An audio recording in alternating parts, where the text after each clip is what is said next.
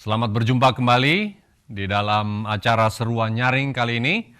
Kami bersyukur atas kebersamaan kita semua. Dimanapun Anda berada, ini adalah sahabat pertama dari tahun 2014.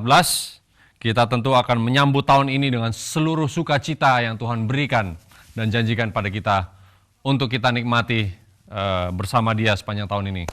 Nah, saudara, kali ini saya mengambil satu topik. Saya beri judul Laodikia Bangkit. Ya, kita tahu Laodikia adalah gereja Tuhan yang terakhir. Nah, sesaat sesudah Yesus naik ke dalam surga, seperti yang digambarkan Kisah 1 ayat 9, Yesus terangkat naik ke dalam surga, lalu dia masuk ke suatu pelayanan, yaitu menjadi imam besar bagi kita semua. Nah, lalu dia mempunyai 7 jemaat yang dia titipkan menjadi saksi sampai kembali dia datang kedua kalinya nanti. Nah, kita berada di jemaat yang ketujuh, ya, kita semua udah tahu. Laodikia ini mempunyai satu ciri khas yang kita semua juga sudah tahu juga, bahwa tidak panas dan tidak dingin.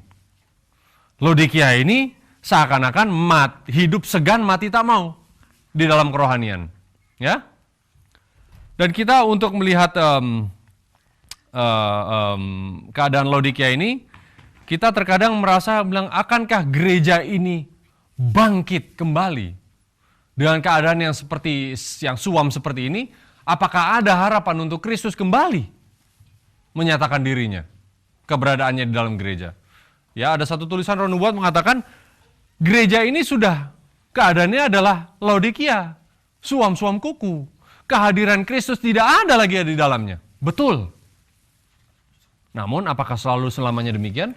Mari kita gali bersama-sama. Baik, untuk memulai, marilah kita lebih dahulu menundukkan kepala kita dan kita berdoa sebelum membaca firman. Bapa di surga, terima kasih Tuhan, kesempatan sekali lagi untuk Tuhan hadir bersama dengan kami saat kami membahas firman Tuhan, membuka lembaran-lembaran kudus dari firman Tuhan melalui Alkitab dan tulisan Roh Nubuat. Berikan kami penerangan luar biasa supaya kami tahu apa yang harus kami lakukan demi mempersiapkan diri kami untuk kedatangan Kristus yang kedua kali. Terpujilah nama-Mu Tuhan, dalam nama Yesus kami mengucap syukur. Amin. Baik, Laodikia. Nah, untuk mengerti keadaan Laodikia, untuk mengerti gereja Tuhan, kita terlebih dahulu harus mendefinisikan apa itu jemaat Tuhan. Tentu ya. Seringkali dikatakan tubuh Kristus. Nah, jika ada tubuh, ada anak-anak di sini. Kalau ada tubuh, artinya ada apa? Ada apa? Ada bagian-bagian anggota-anggota badan. Terima kasih. Kalau ada anggota-anggota badan, ya, berarti ada satu pusat koordinasi. Apa itu koordinasi? Ada satu yang mengatur semua gerakan badan ini. Apa yang mengatur kira-kira? Otak. Ya? Apakah kaki yang mengatur semua pergerakan badan? Bukan kan? Otak atau kepala. Nah, semua anggota badan ini harus digerakkan, harus dikoordinasikan oleh satu. Mungkin nggak di satu badan ini ada 2 otaknya atau 2 kepalanya. Tidak bisa.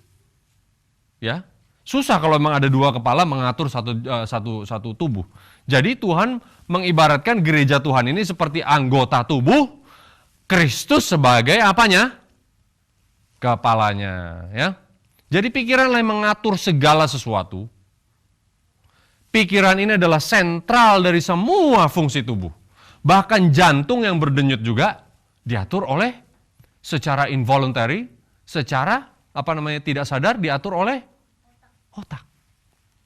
Nah, jadi kalau kita mengerti kondisi seperti itu harus terjadi di dalam jemaat Tuhan, berarti semua aspek di dalam jemaat Tuhan, aspek pelayanannya lah, aspek perbaktiannya lah, bagaimana anggota jemaat bersikap lah, bagaimana kita bertutur kata lah, semuanya harus mengalir dari mana? Otak, yaitu dari Kristus sendiri. Tidak mungkin tangan ini, otak ini mengatakan, coba ambil itu buku. Tetapi tangan ini tidak mau ambil buku, tetapi maunya ambil gelas katakan. Tidak bisa. Otak mengatakan, ambil itu buku. Langsung tangan itu mengambil buku itu. Mengangkatnya. Ya, tidak mungkin. Harus ada koordinasi. Nah, kalau kita baca di 1 Korintus, mari kita buka Alkitab, saudara-saudara yang di rumah. Mari kita buka juga 1 Korintus 12. Kita akan baca ayat 12, lalu kita akan baca di ayat 27. 1 Korintus 12 ayat 12. Karena sama seperti tubuh itu, berapa? 1. Ayat 12 dulu, maaf. 1 Korintus 12 ayat 12, baru kita ke ayat 27. 1 Korintus 12 ayat 12, karena sama seperti tubuh itu satu, dan anggota-anggotanya banyak, dan segala anggota itu sekalipun banyak merupakan satu tubuh. Demikian pula Kristus. Ya. Satu tubuh. Kristus ini mengatakan tetap satu tubuh. Kristus sebagai kepala dan pikiran tidak terpisah dari tangannya, yaitu kita mungkin. Kakinya, yaitu kita. Ya. Matanya, yaitu kita juga. Tidak terpisahkan. Ini adalah satu entity, satu unit. Yang mana satu tubuh ini akan dipakai oleh Tuhan menggerakkan untuk menjalankan misi dari Kristus itu sendiri. Nah, jadi kalau kita sadar bahwa kita tidak terlepas dari pikiran Kristus sebagai jemaat, jemaat ini akan mengatur juga sesuai dengan pikiran Kristus, ya. Banyak orang yang hanya setia kepada jemaat saja. Manusia seringkali lebih gampang setia kepada manusia yang kelihatan. Lebih gampang setia kepada organisasi gerejanya. Lebih setia kepada sinode gerejanya. Ataupun perkumpulannya dan sebagainya. Ministrinya dan sebagainya. Tapi terlepas dari Kristus. Gampang. Ya, kalau Kisah 5 ayat 29 mengatakan kita harus lebih dengar kepada perkataan Tuhan daripada firman Tuhan daripada manusia. Tapi manusia seringkali lebih setia kepada gereja. Walaupun ini tidak 100% selalu adalah hal yang buruk, karena gereja pun Tuhan memakai gereja itu menjadi perpanjangan pikirannya. Namun apa yang terjadi juga di ekstrim yang satu lagi, mari kita buka di Kisah Para Rasul. Ya, bukan Kisah Para Rasul Alkitab, tapi tulisan Roh Nubuat Kisah Para Rasul halaman 11. Bisakah kita sesungguhnya terlepas dari tubuh Kristus? Jemaat itu adalah benteng Tuhan, kota perlindungannya, yang dipertahankannya dalam dunia yang memberontak. Suatu pengkhianatan kepada jemaat adalah pengkhianatan kepada Tuhan yang telah membeli manusia dengan darah anaknya yang tunggal. Ya. Dari awalnya, dari mula-mula, jiwa-jiwa yang setia telah membentuk jemaat Tuhan di dunia ini. Di dalam setiap saat Tuhan telah mempunyai penjaganya yang telah membawa satu saksi yang setia kepada generasi di mana mereka hidup. Penjaga-penjaga ini memberikan pekabaran-pekabaran amaran, ya. Nah, dikatakan jemaat Tuhan ini adalah kubunya Tuhan. Anda dan saya terpanggil menjadi suatu jemaat Tuhan di mana dikendalikan oleh pikiran Kristus, yaitu Yesus sendiri, untuk menjalankan misinya. Tubuh ini dipakai untuk bergerak, ya. Tubuh ini dikendalikan oleh otak untuk mengerjakan sesuatu, tangannya. Kakinya untuk melangkahkan kemana pikiran mau pergi. Bukan? Anggota-anggota tubuh adalah pertahanan Kristus. Kalau Anda bayangkan tubuh Anda, ini adalah pertahanan Kristus, ya, seperti tubuh yang utuh ini. Kalau ada mungkin terluka tangan, atau jatuh, luka, patah kaki, tulang, atau tangan, dan sebagainya, tubuh itu tidak bisa berfungsi dengan baik. Tubuh ini semuanya merasakan sakit. Nah, jadi dikatakan, pengkhianatan kepada jemaat adalah pengkhianatan kepada Tuhan. Waduh, ini mungkin bisa disalahartikan. Kita akan bahas nanti bagaimana tulisan ini pun bisa disalahartikan, ya. Di abuse. Adalah hal yang baik di saat tangan ini tidak bisa mengkhianat terhadap terhadap otak. Dengan mudah kita bisa katakan gitu. Tidak mungkin kaki mengkhianati kepada otak. Kaki tidak bisa berjalan kemana tanpa diatur oleh otak. Bisa otak sedang tidur terus kakinya kemana-mana? Tidak bisa. Ya kan? Tangannya memukul seorang tanpa diketahui oleh pikiran, tidak bisa.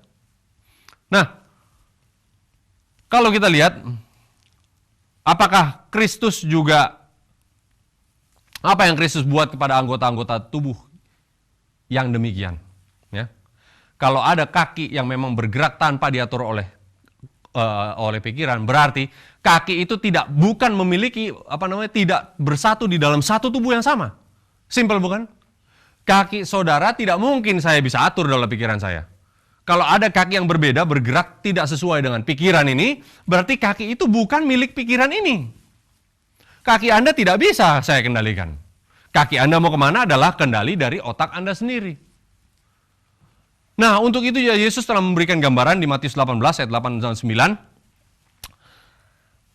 mengatakan bahwa ya mungkin tidak perlu dibaca tapi di saat Kristus mengatakan kalau tanganmu atau kakimu menyesatkan engkau, penggal dan buang dia. Karena lebih baik bagimu masuk ke dalam kerajaan surga atau hidup ya dengan tangan atau kaki yang timpang daripada dengan utuh kedua tangan dan kedua kakimu dicampakkan ke dalam api kekal. Begitu juga dengan mata di ayat berikut. Di ayat 8. 9. Jika matamu menyesatkan engkau, cungkil dan buanglah. Karena lebih baik kamu masuk dalam hidup dengan mata satu daripada dicampakkan ke dalam api neraka dengan bermata dua. Nah, ini bukan suatu hal yang tidak mungkin terjadi. Kristus mengatakan jemaat adalah satu tubuhnya. Tuhan tidak mengatakan bahwa hal-hal ini tidak akan terjadi. Penyesatan akan terjadi, tapi celakalah mereka yang mengadakan penyesatan itu juga. Jadi Kristus mengatakan lebih baik memang satu dikorbankan daripada seluruh tubuh. Karena tidak mungkin seluruh tubuh ini harus binasa. Karena Kristus yang memimpin. Lebih baik dibuntungkan lah istilahnya, dibuang. Ini membuktikan bahwa penyesatan di dalam gereja pun ini akan terjadi. Ya, bisa terjadi, sudah terjadi dan akan terjadi terus-menerus sampai Yesus datang. Bahkan skalanya lebih meningkat lagi. Di Kerinduan Segala Zaman halaman 241 mengatakan di Sar Pages ya, 291. Ini adalah di saat Yesus memanggil 12 muridnya. 12 muridnya ini diciptakan, diorganisir. Dijadikan suatu jemaat. Supaya apa? Ya. Langkah pertama yang sekarang dibuat oleh Yesus untuk mengorganisir gereja. Ya, yaitu 12 murid Yesus. Agar sesudah kepergian Kristus, gereja ini akan menjadi perwakilannya di bumi ini. Lanjut lagi dikatakan di Sar Pages 291, Tuhan memanggil murid-muridnya supaya dia, Tuhan sendiri, bisa mengirim mereka, murid-muridnya, yaitu jemaatnya, sebagai saksinya. Yaitu mereka yang menyaksikan dan apa yang mereka sudah dengar dari Tuhan sendiri. Dikatakan kantor mereka ini, kantornya murid-murid ini, atau office ya, adalah sangat penting bagi umat manusia untuk dipanggil ke dalamnya. Dan perwakilan ini adalah hanya nomor 2 sesudah Kristus sendiri. Wah, saudara bayangkan jemaat ini sudah dibuat ditahbiskan sedemikian rupa supaya tidak ada lagi di dunia ini bisa lebih tinggi daripada dia. Mewakili Kristus sendiri, menjadi ambasador bagi Kristus di dunia ini. Kalau kita melihat tulisan ini, seakan-akan akan ada suatu gereja yang murni terus. Berjalan terus sampai ke ujung waktu nanti sesudah waktu Yesus datang 2 kali nanti. Gereja ini pure, murni, selalu berdiri teguh. Namun tidak bisa disangkal juga bahwa Alkitab menuliskan, tulisan-tulisan roh nubuat juga beratus-ratus tulisan menuliskan, di dalam tulisan Nyonya White bahwa gereja ini, ya kalau di Christ Object Lesson halaman 317, gereja ini semakin hari, semakin apa dikatakan? Semakin ditobatkan oleh dunia atau kepada dunia. Gereja ini ditobatkan semakin hari semakin serupa dengan dunia. Semakin hari standarnya semakin turun. Semakin hari standar kesucian Tuhan semakin sirna dari dalam gereja. Gereja Tuhan ini seakan-akan sudah mau hilang. Sudah mau jatuh.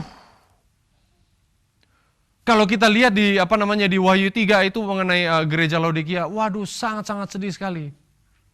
Gereja Tuhan yang terakhir ini, yaitu kita ini, Laodikia ini, jatuh seakan-akan. Karena buta, miskin, malang, dan telanjang.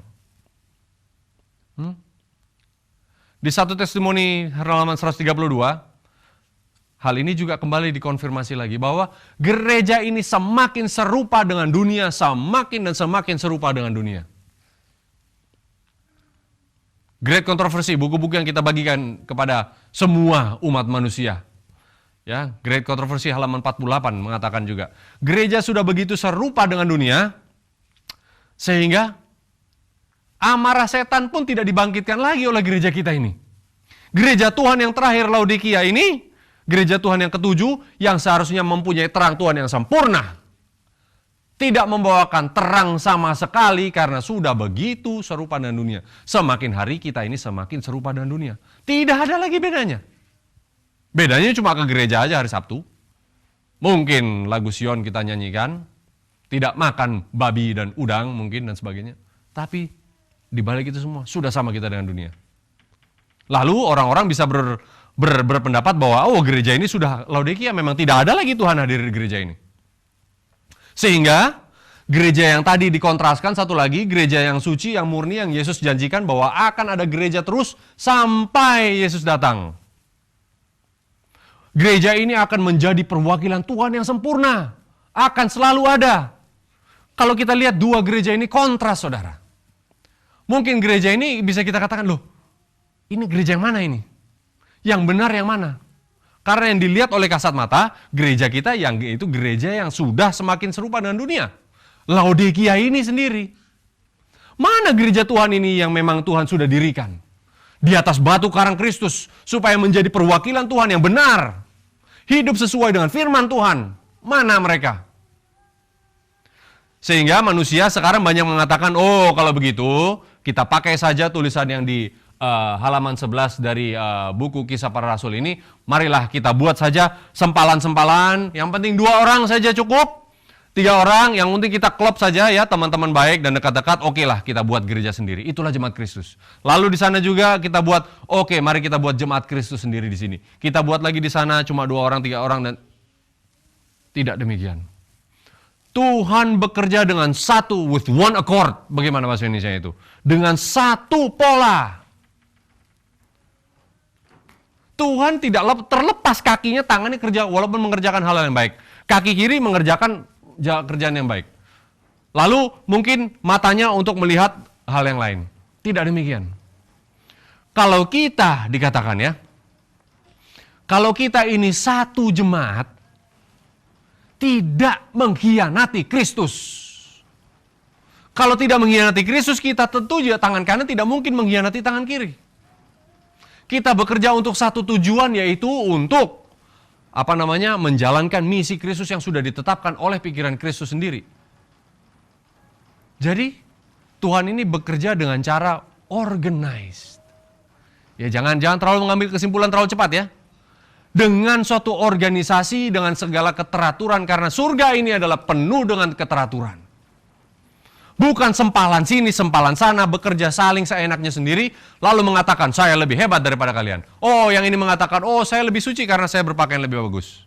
Saya lebih suci karena makanan saya lebih murni. Tidak demikian. Di saat ada yang mengatakan, gereja ini jatuh. Kemudian dengan serta-merta kita mengatakan, inilah kesempatan untuk mengkhianati gereja. Tuhan katakan, Barang siapa mengkhianati jemaat, dia sudah mengkhianati Tuhan sendiri. Nah, artinya apa? Kalau ada dua gereja yang sedang dikontraskan, ya, gereja yang murni, benar-benar menjadi wakil Tuhan, lalu Nyonya White juga tuliskan mengenai gereja yang semakin lama semakin seperti dunia.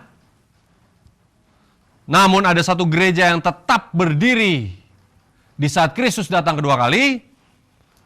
Artinya apa? Saudara-saudara, inilah indahnya janji Tuhan. Kalau ada dua gereja ini dituliskan kepada kita, Nyonya White sudah dengan jelas menggambarkan karakteristik masing-masing gereja. Ini gereja yang murni, ini gereja yang sudah semakin seperti dunia. Artinya hanya satu. Akan ada satu titik balik. Satu titik kembali untuk gereja yang sudah semakin lama semakin seperti dunia ini. Akan satu hari kelak kembali. Dia yang sudah begitu berjalan begitu jauh menjauhi Tuhan dan mendekati dunia, semakin lama semakin menyerupai dunia, akan kembali satu titik. Kembali menjadi gereja yang Tuhan inginkan.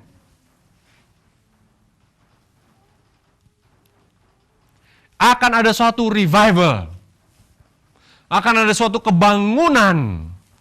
Seperti tulang-tulang sudah berserakan yang mati, Tuhan berikan nafas sekali lagi masuk terakhir kalinya. Maju terakhir kalinya. Akan ada, saudara. Walaupun tidak semuanya. Tidak semua akan bangkit. Tidak semua yang selama ini semakin menyerupai dunia, tidak semua akan kembali menjadi gereja yang murni. Tidak semuanya. Kalau kita mengharapkan bahwa setiap masing-masing dari jemaat yang sudah terlihat sudah lama tambah murtad ini, kalau kita harapkan setiap individu atau secara corporate akan kembali menjadi umat yang sisa ini, umat yang benar ini, kita pun sudah menyalahi nubuatan. Ya? Nubuatan mengatakan tidak 1 dari 20. Mungkin di ujung-ujungnya tidak 1 dari 100 yang di sini akan kembali. Tetapi akan kembali. Inilah yang Tuhan sedang tunggu. Laodikia semakin lama semakin menyerupai dunia ini, saudara, Tuhan sedang tunggu untuk bangkit. Kebangkitan Laodikia ini, saudara, ada salah satu fenomena yang Tuhan sedang nantikan. Ya.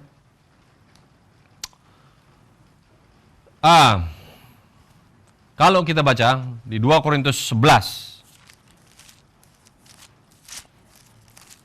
ayat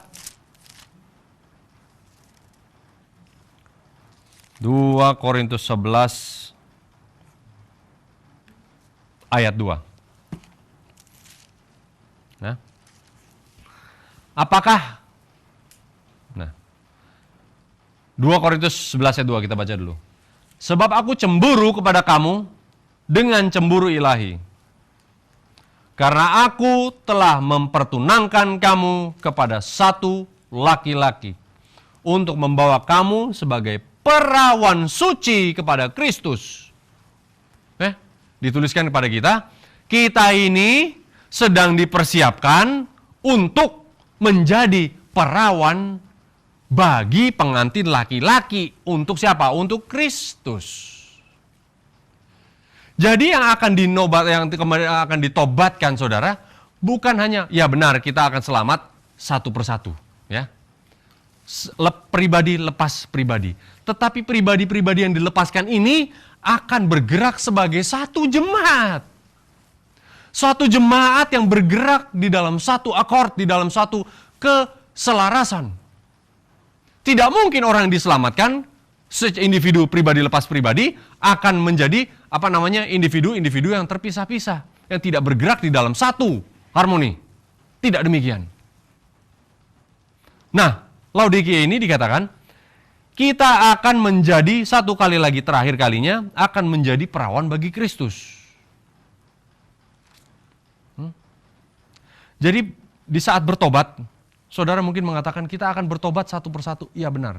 Tetapi satu kali lagi jemaat Kristus ini akan bangkit.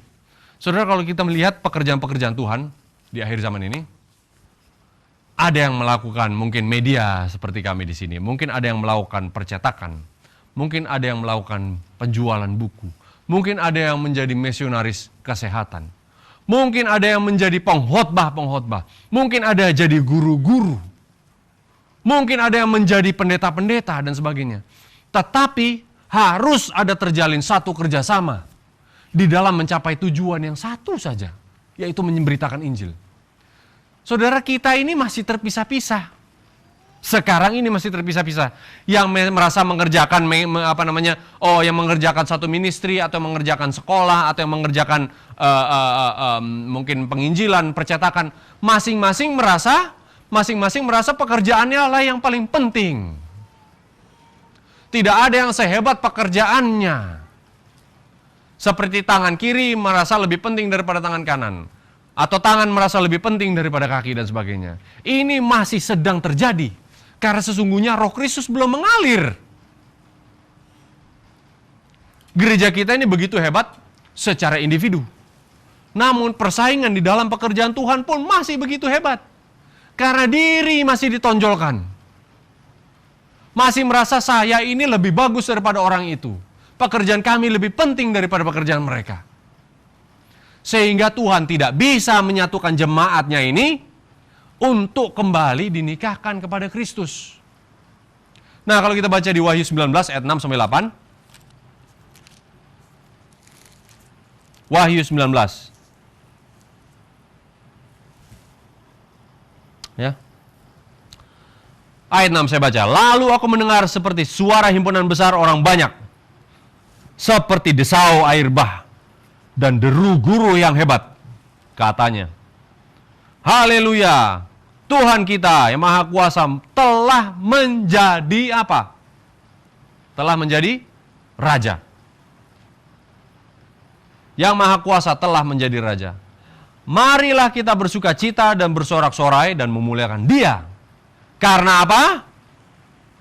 Hari perkawinannya telah tiba. Perkawinan anak domba itu dengan pengantinnya sudah tiba. Dan siapa pengantinnya kalau gitu? Kepadanya, dan pengantinnya telah siap sedia. Saudara, ini adalah nubuatan. Kristus sudah menjadi Raja. Di saat Kristus menjadi Raja, dia sudah selesai menjadi imam besar, dia menjadi Raja. Pengantinnya sudah siap sedia. Bahwa pengantinnya itu manusia-manusia, yaitu jemaat secara keseluruhan. Laodikia ini, walaupun tidak semuanya akan bangkit dari dalamnya. Kepadanya dikaruniakan supaya yang memakai kain lenan halus. Siapa yang pakai kain lenan halus? Yang berkilau-kilauan dan yang putih bersih. Lenan halus itu adalah perbuatan-perbuatan yang benar dari orang-orang kudus. Saudara, kalau kita melihat tulisan ini adalah janji. Gereja kita ini yang sekarang kelihatannya begitu mendunia, akan satu hari kelak bangkit, akan satu hari kelak siap. Karena perbuatan-perbuatannya melalui kebenaran Kristus yang dipakaikan kepada mereka, memungkinkan mereka menjadi orang-orang kudus. Terakhir kalinya, satu kali lagi, supaya mereka siap menjadi pengantin Kristus. Nah, sekarang mungkin kita mengatakan, apa iya ini akan terjadi? Apa benar ini akan terjadi? Apakah mungkin gereja kita yang sudah begitu mendunia ini akan kembali bangkit? Kalau iya, seperti yang dikatakan nubuatan, bagaimana caranya? Bagaimana kira-kira membangkitkan gereja kita, gereja Anda, gereja saya, yang sudah semakin lama semakin mendunia ini? Seperti kanker ini yang begitu besar tidak bisa diambil daripada organnya, karena organnya pun langsung akan mati. Dosa yang begitu besar ini tidak bisa langsung diangkat, langsung bisa mati juga mungkin orangnya. Bagaimana caranya? Kalau kita mengatakan hal ini tidak mungkin. Tuhan memberikan suatu pekabaran. Tuhan menitipkan surat kepada setiap jemaatnya. Tuhan menitipkan kepada jemaat Laodikia ini, yaitu surat pekabaran, beritakanlah kepada malaikat-malaikat jemaat Laodikia. Sudah sering kita bahas, malaikat jemaat itu adalah pimpinan-pimpinan atau pendeta-pendeta. Saudara-saudara, kebangunan di dalam gereja Laodikia yang suam ini, walaupun begitu mengenaskan kita melihat kondisinya, harus dimulai dari pendeta-pendeta dulu. Pimpinan-pimpinan gereja dahulu harus bangkit. Karena itulah pekabaran yang diberikan pada mereka. Aku tahu segala pekerjaanmu, kamu tidak panas dan tidak dingin. Kamu cari Tuhan, cari keselamatan, tapi cari juga dunia. Para pimpinan-pimpinan gereja ini, di dalam organisasi kita ini, menggunakan kuasa absolutisme di dalam gereja Tuhan tanpa memakai pikiran Kristus. Sudah seringkali terjadi. Sehingga kesuaman di dalam gereja ini seperti kanker yang begitu besar yang menempel dalam tubuh kita, tidak bisa keluar. Kebangunan harus dimulai dari pimpinan dulu, dari pucuk pimpinan yang tertinggi sampai di bawah. Kita bertanya lagi, gimana caranya? Bagaimana caranya ini? Kalau pimpinan-pimpinan gereja seringkali suka membaca ini, tadi tulisannya di halaman 11 Kisah Para Rasul. Barang siapa yang menghina atau mengkhianati jemaat sudah mengkhianati Tuhan. Sudah dengan mudah mengatakan bahwa inilah satu entiti lah yang adalah kuasa yang absolut. Hanya nomor 2 di bawah Tuhan langsung loh. Dengan mudah mereka pakai itu untuk menjalankan agenda absolutisme. Kemudian menidurkan semua jemaat. Kita tahu saudara, Tuhan memberikan pekabaran terakhir bagi gereja, umat Tuhan. Laodikia ini, kalau kita ingat pelajaran mengenai sanctuary ya, di dalam tabut perjanjian ada salah satu perabot yang masuk setara dengan 2 loh batu, yaitu hukum Tuhan sendiri adalah apa? Tongkat kepemimpinan gereja. Tuhan bilang, ingat itu Harun sebagai pimpinan gereja. Walaupun Harun itu sudah jatuh, suka bikin patung lembu emas, tetapi pakai dia sebagai pimpinanmu. Selama apa? Selama ada Musa di sampingnya. Selama ada nabi di samping pemimpin gereja. Dengarkan. Saudara, kita puji Tuhan, di dalam gereja yang terakhir ini, yang ke-7 ini, sudah dinubuatkan bahwa Tuhan akan membangkitkan sekali lagi Elia yang terakhir. Tuhan akan membangkitkan seorang nabi kembali terakhir kalinya untuk menggembalakan umat Tuhan yang sudah di dalam gereja yang sudah semakin mendunia ini untuk kembali. Seperti Musa memimpin umat-umat Tuhan ini dari dari Mesir keluar. Kita ini sedang dipimpin oleh tulisan-tulisan roh nubuat yang luar biasa, saudara. Hanya inilah obat untuk keluar dari kesuaman. Ya, tidak terpisahkan ya, dua-dua ini. Tulisan roh nubuat dan Alkitab saudara adalah 2 hal yang tidak bisa dipisahkan. Inilah satu-satunya cara untuk kita bisa keluar. Namun apa yang terjadi? Adalah gereja kita sudah begitu menolak tulisan-tulisan roh nubuat. Mengatakan bahwa absolutisme di dalam gereja ini, ya, secara implied atau tidak eksplisit ya. Sudah kita dengarkan saja pimpinan-pimpinan, dengarkan saja apa yang sudah berjalan, dengarkan saja kata organisasi dan sebagainya. Namun jika kalau tidak organisasi atau pimpinan tidak berjalan sesuai dengan perintah Tuhan, Alkitab atau roh nubuat, sesungguhnya tubuh Kristus itu tidak lagi dikendalikan oleh pikiran Kristus. Ini hal yang pasti absolut. Kita harus terutama, ya saudara-saudara Anda dan saya dimanapun Anda berada, di saat kita berjemaat pun, Tuhan menginginkan kita untuk selalu bersatu di dalam jemaat, di dalam kebersamaan umat Tuhan. Namun harus terorganisir, harus selalu bersama-sama di dalam suatu keteraturan seperti surga juga teratur. Namun di dalam kepemimpinan itu, organisasi itu harus juga diinspirasikan mengalirnya darah Kristus, pikiran-pikiran Kristus ke setiap anggota-anggota jemaat. Jika tidak ada satu koordinasi yang mengalirkan pikiran Kristus ke dalam tubuh jemaat, itu bukan jemaat Tuhan. Harus berani katakan demikian. Kita tidak berjemaat, tidak kumpul-kumpul pergi gereja hari Sabtu atau mungkin gereja hari Minggu, saudara-saudara, hanya berorganisasi tetapi takut kepada manusia lebih daripada takut pada Tuhan. Lebih mendengarkan kata manusia daripada kata firman Tuhan.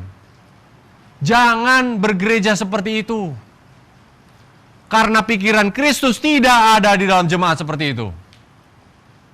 Pikiran Kristus tetap ada di dalam jemaat walaupun ada penyesatan-penyesatan di dalamnya. Namun saudara, kalau sementara Harun masih menggandeng nabinya, sementara pemimpin masih menggandeng seorang seperti Musa yang mengembalikan umat-umat untuk kembali kepada Tuhan, kita dukung. Jangan kita hianati, karena Tuhan masih mempunyai pikiran Kristus yang mengatur tubuh jemaat itu. Nah, kalau kita sadari inilah yang membuat Kristus belum datang juga sampai hari ini, ya. Karena ternyata kita belum memakai kain lenan putih yang halus itu. Belum memakai kebenaran Kristus, kemudian perbuatan-perbuatan yang suci oleh orang-orang kudus. Sementara di Wahyu 14 ayat 4 dan 5, ya, Wahyu 14. Kita tahu mengenai apa ya ini? Adalah mengenai bagaimana di dalam gereja Tuhan ini ada gereja yang murni. Sering kali kita katakan bahwa ada juga gereja yang semakin serupa dengan dunia. Wahyu 14 dan ayat 4 ini menggambarkan gereja yang selalu murni. Gereja Laodikia ini yang suam-suam semakin lama semakin seperti dunia ini sedang menunggu munculnya 144.000 saudara. Yang tulisannya demikian. Mereka adalah orang-orang yang tidak mencemarkan dirinya dengan perempuan-perempuan. Karena mereka murni seperti perawan. Karena mereka murni seperti perawan. Mereka adalah orang-orang yang mengikuti anak domba itu kemana dia pergi. Mereka ditebus dari antara manusia sebagai korban-korban sulung bagi Tuhan dan bagi anak domba itu. Oke, stop dulu di situ. Ya. Perkawinan itu akan terjadi? Sudah dibahas? Ya. Jemaat Tuhan yang suam ini akan bangkit? Ya. 144.000 akan keluar daripadanya. Dari Laodikia yang suam seperti ini, saudara. Untuk apa? Karena mereka ini tidak mau dicemari oleh perempuan-perempuan. Apa itu perempuan-perempuan? Perempuan menggambarkan manusia, perempuan menggambarkan jemaat. Perempuan yang 144.000 tidak bercemar dengan perempuan-perempuan lain, saudara. Gereja Tuhan yang murni, yang suci ini tidak bercampur dengan gereja yang lain. Sekarang dikatakan oikumene adalah persatuan umat-umat Tuhan. Tidak demikian. Umat-umat Tuhan, perempuan yang murni, hanya hidup berdasarkan firman Tuhan. Bukan berdasarkan persatuan dengan manusia lain. Dengan perempuan-perempuan lain atau gereja-gereja lain yang tidak mempunyai konsep yang benar. Tidak berdasarkan Injil yang murni. Bisa saja seorang perempuan mengakui perempuan yang benar, tapi di saat perempuan itu tidak memelihara hukum Tuhan dan memiliki kesaksian Yesus, apa yang sudah dikatakan di Wahyu 12 ayat 17, bukan perempuan yang benar. Bukan hanya itu, saudara, orang-orang yang dikumpulkan keluar dari Laodikia ini menjadi 144.000 ini adalah orang-orang yang murni seperti perawan. Tidak bercampur dengan orang-orang ini artinya lebih luas lagi, tidak bercampur kehidupannya dengan konsep-konsep dunia. Cara-cara dunia tidak ada di dalam kehidupannya. Cara-cara dalam bergereja, cara-cara dalam beribadah, dalam berkata-kata tidak ada di dalam mereka. Seperti apa itu? Cara-cara dunia. Di dalam gereja yang masih di Laodikia ini, masih sekarang hari ini masih terlihat. Cara-cara yang seperti absolutisme, cara-cara dunia, cara-cara menggunakan uang pun masih cara-cara dunia. Cara berpakaian pun masih cara dunia. Cara mereka makan pun masih mereka cara dunia. Sehingga perempuan yang murni ini harus terutama meninggalkan dahulu cara-cara perempuan-perempuan duniawi selama mereka lakukan di dalam jemaat Laodikia ini.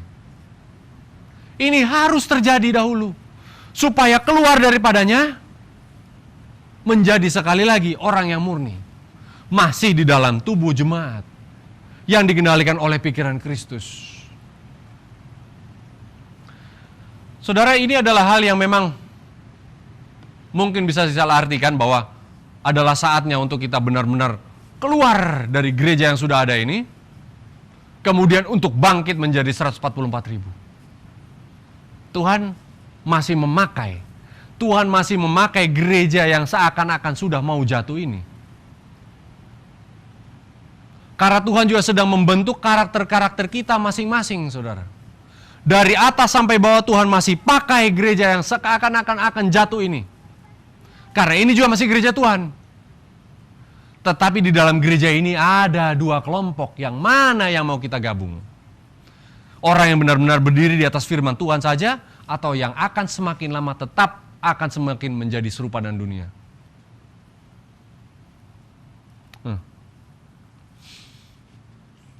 Saudara, memang hal ini akan terjadi seperti sudah juga dinubuatkan, bahwa di Kemenangan Akhir halaman 380 diingatkan pada kita, terakhir kalinya akan ada suatu pesan atau seruan nyaring yang mengguncang seluruh dunia.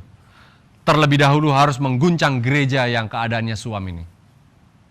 Gereja yang sudah semakin lama semakin serupa dengan dunia. Gereja ini harus tertampi dahulu. Bahkan di halaman 380 tegas mengatakan bahwa pekabaran terakhir, seruan nyaring yang terakhir kalinya dibawakan kepada gereja Laodikia, yaitu kepada malaikat-malaikat Laodikia, yang sudah merasa kaya, yang sudah merasa aman, tidak perlu lagi pemberitaan Injil yang lain, sudah merasa mengerti segala sesuatu, sudah merasa di tempat yang paling aman, tidak mungkin jatuh. Mereka lah yang akan ditegur melalui seruan nyaring ini. Seruan nyaring terakhir kali akan dibawakan kebanyakan oleh anggota-anggota yang tidak tahu apa-apa. Anggota-anggota awam, anak-anak muda yang akan kembali Tuhan pakai untuk menegur jemaat. Supaya malaikat Laodikia akan terakhir kembali bangkit. Bukan dengan teguran-teguran yang memukul, bukan dengan teguran-teguran yang menghina, bukan dengan teguran-teguran yang merendahkan, namun dengan teguran-teguran yang membangkitkan, saudara. Yang memberi inspirasi. Inilah yang harus terjadi. Untuk inilah Anda dan saya sedang dipanggil. Tidak peduli anggota pendeta atau awam pun sekalian ya. Tuhan akan memakai orang yang masih mau dididik untuk kembali mendirikan kebenaran Tuhan. Supaya ada gereja yang 144.000 ini yang murni berdiri terakhir kalinya. Saudara, cara-cara dunia yang kita pakai selama ini, cara-cara kehidupan kita, pola hidup kita yang tidak berdasarkan, tidak mau peduli apa yang firman Tuhan katakan. Hanya mendengar opini sendiri, mendengar apa yang dikatakan dunia, melihat melakukan sesuatu hanya karena semua umat manusia melakukan hal yang sama. Cara-cara seperti itu harus kita hentikan dalam kehidupan kita sekarang. Tuhan sedang menunggu umatnya untuk bangkit Laodikia ini. Bangkit dari kesuaman. Kita tidak bangkit hanya secara fisik keluar dari gereja. Memisahkan diri. Tapi tidak ada juga kebangunan rohani di dalam kehidupan kita. Tidak juga berubah ternyata kehidupan kita. Percuma. Kita keluar karena kita merubah kehidupan kita. Karena kita memiliki pikiran seperti Kristus sehingga kita tidak sama dengan dunia. Tidak hanya keluar kemudian merasa diri lebih suci.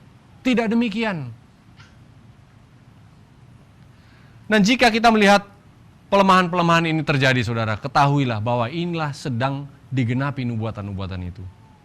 Bahwa gereja ini masih akan dipakai oleh Tuhan. Walaupun ada penyesatan-penyesatan di dalamnya, namun sementara gereja masih mengatakan, mari kita berdiri di atas firman Tuhan dan roh nubuat. That's enough. Sudah cukup. Mari kita adakan suatu persatuan kembali. Mari kita adakan suatu pendekatan kembali kepada jemaat-jemaat. Marilah kita mengadakan suatu perubahan kembali supaya kehidupan kita yang berubah, sepenuhnya berubah, menjadi Injil yang hidup bagi mereka. Tuhan tidak bisa memakai orang untuk menobatkan orang lain apabila dia sendiri belum bertobat. Kita tidak bisa membawa orang lain untuk bertobat hanya dengan kata-kata. Bukan hanya tidak efektif, saudara, itu adalah hal yang tidak benar. Karena Matius 23 katakan, kamu jangan ikat beban berat-berat hanya taruh di pundak orang lain sementara jarimu tidak mau sentuh. Tidak bisa. Kita sebelum kata-kata kita keluarkan untuk menobatkan orang, kita terlebih dahulu harus berubah. Saya ingin menutup dengan ayat di Roma 12. Supaya kita tahu bagaimana kita merubah kehidupan kita.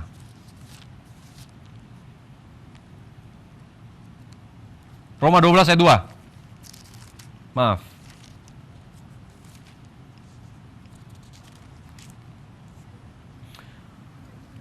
Roma 12 ayat 2. Janganlah kamu menjadi serupa dengan dunia ini. Sering kita dengar ya. Tetapi berubahlah oleh pembaruan budimu, sehingga kamu dapat membedakan mana kehendak Tuhan, mana yang baik, dan mana yang berkenan kepada Tuhan dan yang sempurna. Coba boleh tampilkan King James nggak? Oke. Nah, King James-nya ini bahasanya mungkin lebih tepat. Jangan kamu serupa dengan dunia, ya.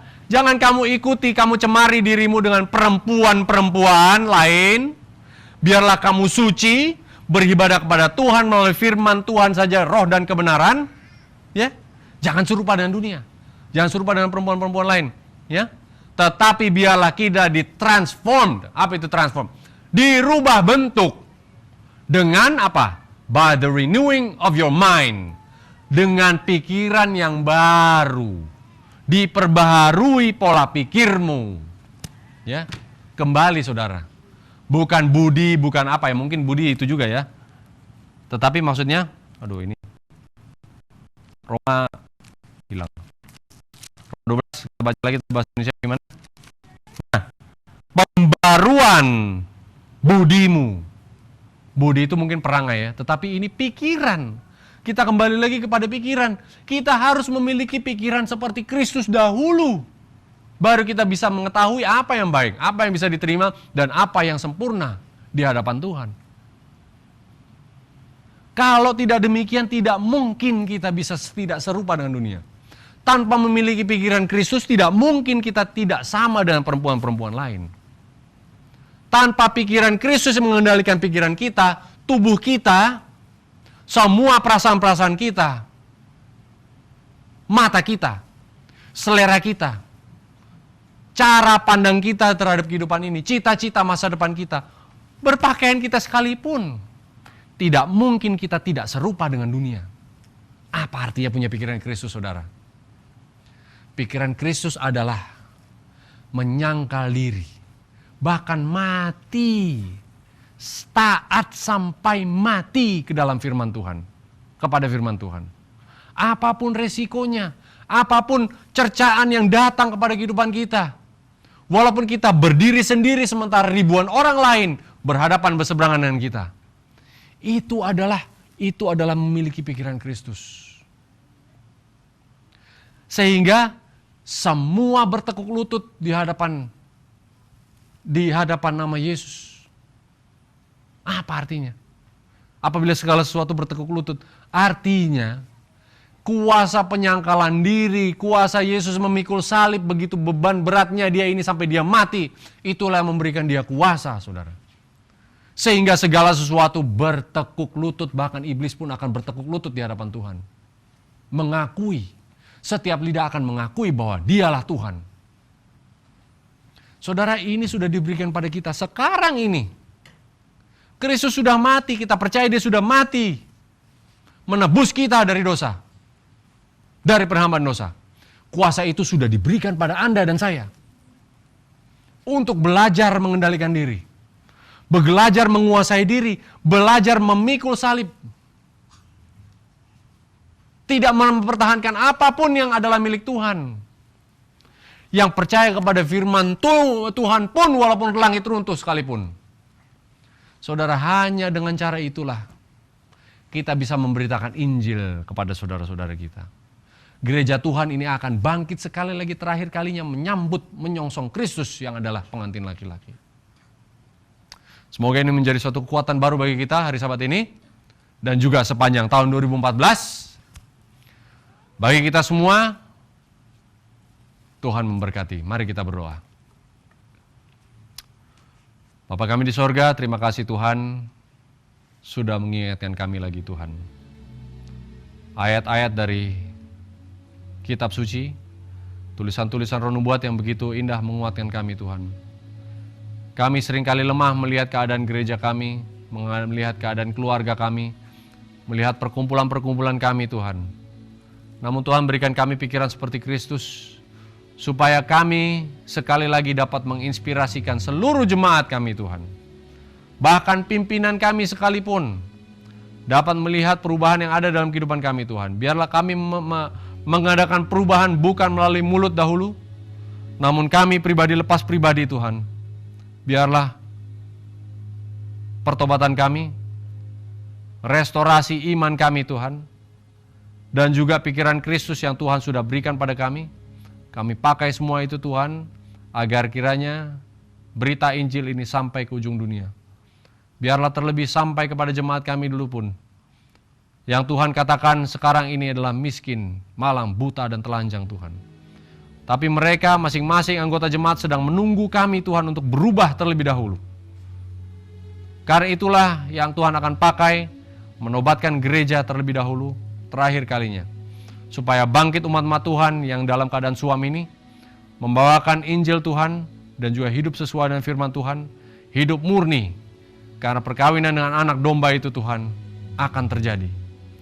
Tuhan, kami bawakan doa ini Tuhan dan harapan kami, supaya ada perubahan dalam kehidupan kami, dalam rumah tangga kami, dalam hubungan kami, fokus kehidupan kami Tuhan, cita-cita kami, karir kami, semuanya kami pakai untuk menjadi saksi Tuhan, membawakan Injil terakhir kalinya pada dunia yang sedang jatuh. Tuhan, kami doakan semua pekerjaan Tuhan, pelayanan-pelayanan sedang dilakukan dimanapun, biarlah kami semua disatukan dalam doa-doa kami Tuhan, bekerja sama, saling mendukung, saling bahu-membahu untuk memajukan pekerjaan Tuhan. Terpujilah nama-Mu Tuhan. Terima kasih juga karena siaran ini Tuhan sudah memungkinkan untuk sampai ke segala pelosok-pelosok Indonesia, tanah air, bahkan luar negeri sekalipun Tuhan. Kami bersyukur karena kebaikan Tuhan, dan Tuhan mau pakai kami untuk memberitakan Injil juga. Terpujilah nama-Mu Tuhan, dalam nama Yesus kami mengucap syukur. Amin. Baik saudara-saudara, perjumpaan kita kali ini sudah berakhir. Kita akan bertemu di kali yang berikut dalam seruan nyaring yang akan datang. Tuhan berkati.